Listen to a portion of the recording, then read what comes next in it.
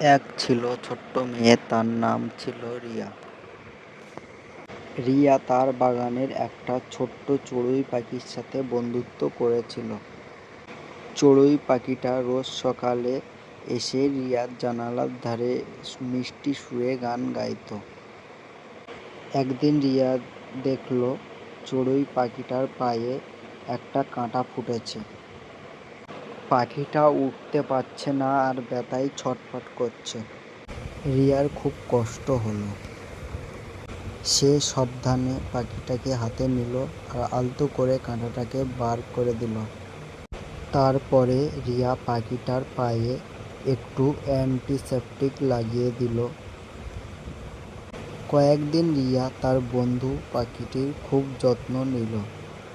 সে তাকে খাবার দিত আর অনেক কথা বলতো।